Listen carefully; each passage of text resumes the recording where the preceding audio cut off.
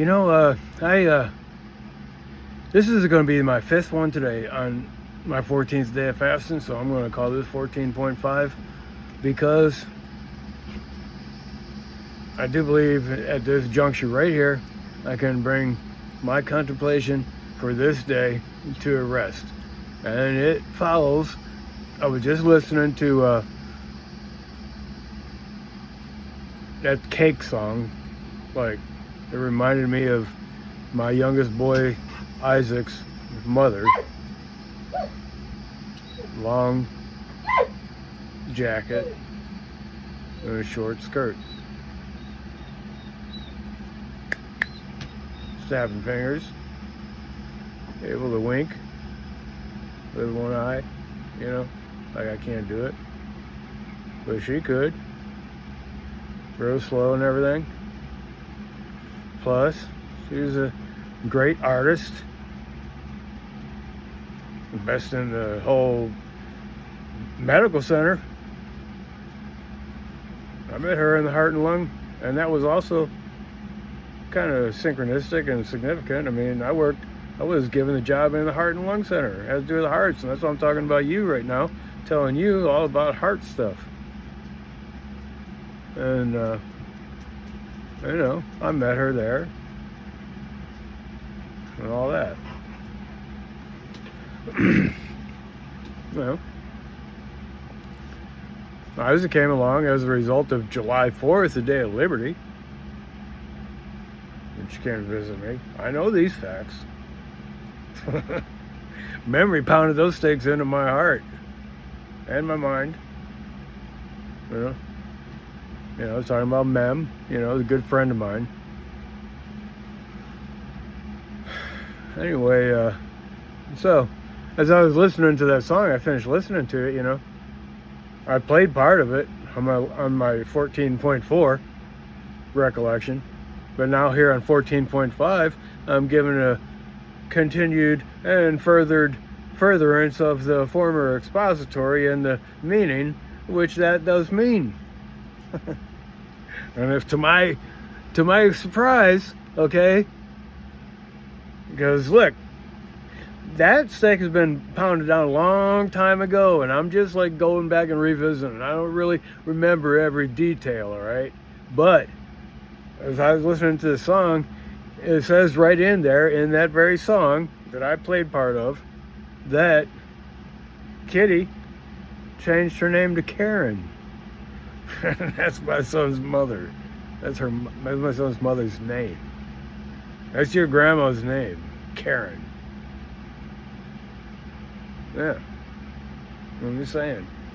It's kind of synchronistic, you know, especially at this late juncture in my life when all I have is like, you know, stakes and lights on top of the stakes pounded into the ground, and I'm trying to light them back up, you know, and I give you a little bit of walk down memory lane of my memory, because if it wasn't for me, you know, you wouldn't be here.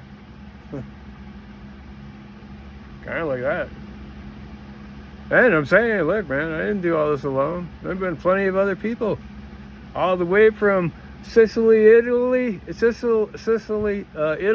all the way to the Appalachian mountains and the valley deep in Waynesboro, Virginia.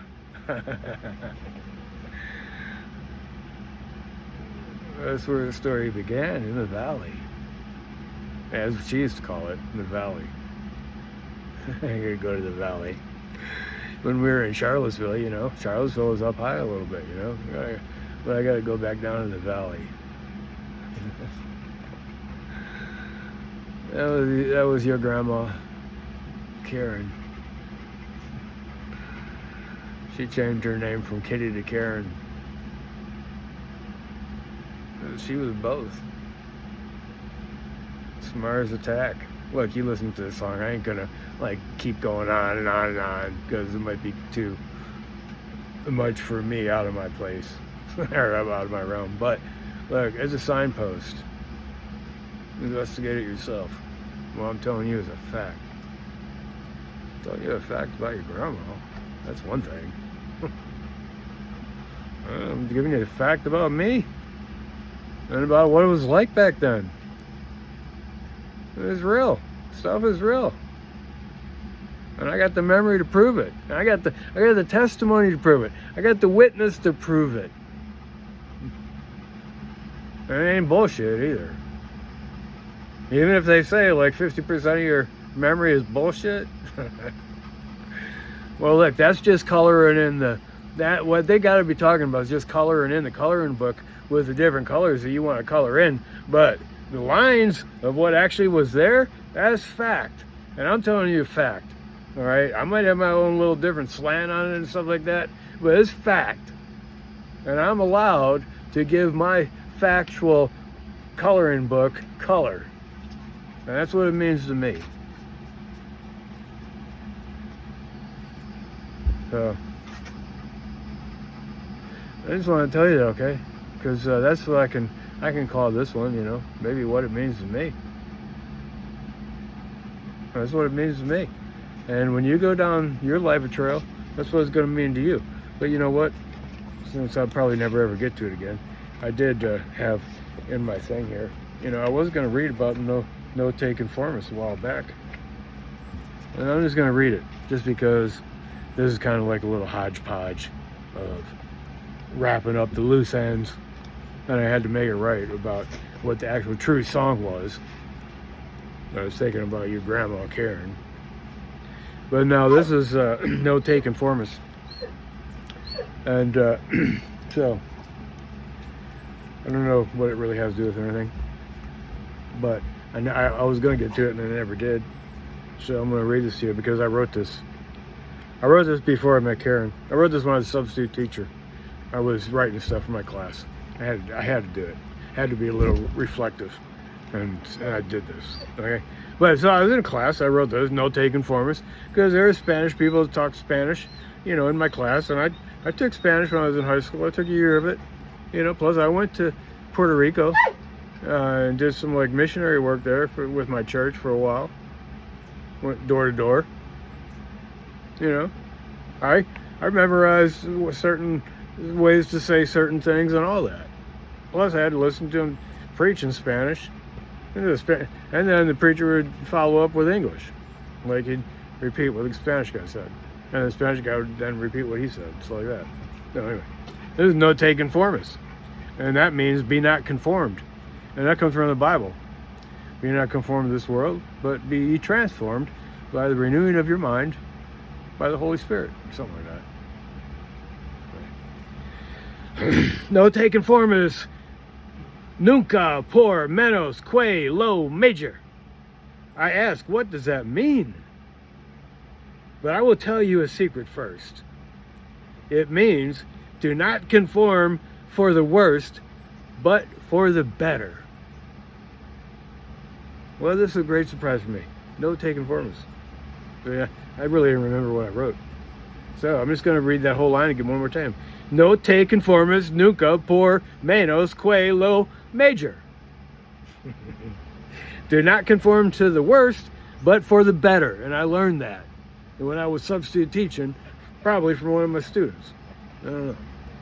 I asked 2 classes of students what this banner meant. Okay, so it was a banner. See, I haven't read this in a long time, and I really don't even remember what it said. But it was a banner in the classroom that I was a substitute teacher for. I asked 2 classes of students what this banner meant. The dependent class said, neither knew the meaning nor the translation. That was the dependent class. I characterized them as the dependent class. And something's coming back to me now. They did not know, but deferred to those who did. The independent class gave me a meaning.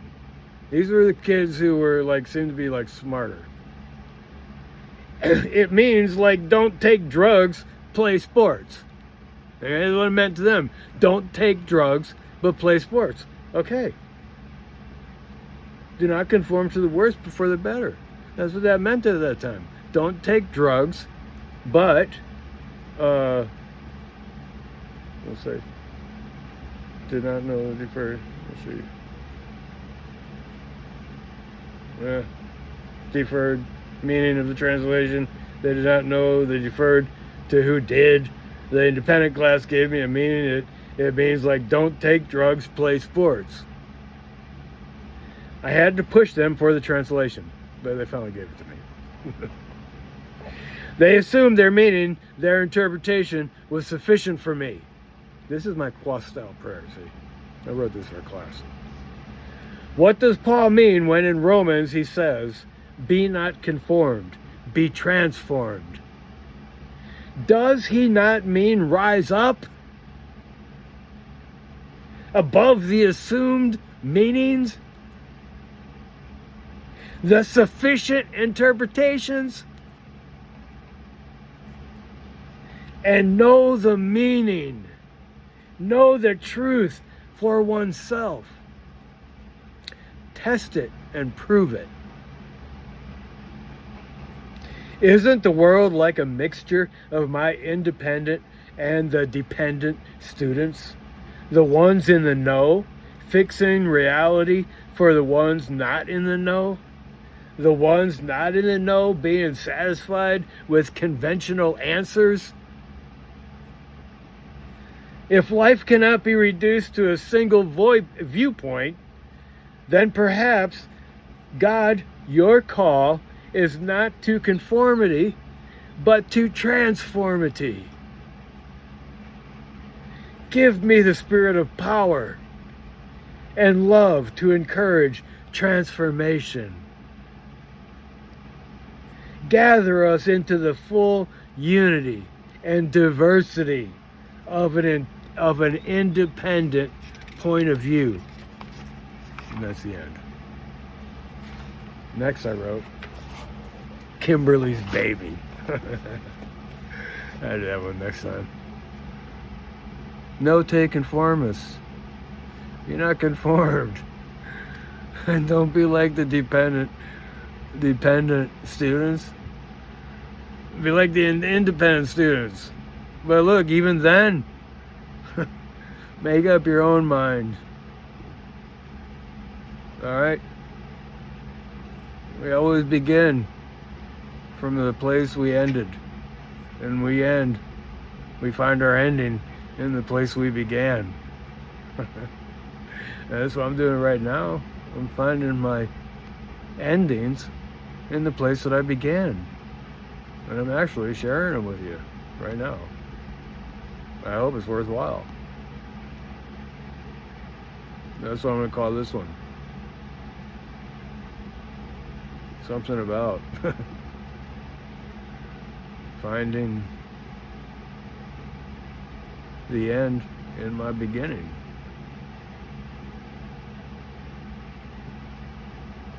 Or finding the beginning in my end.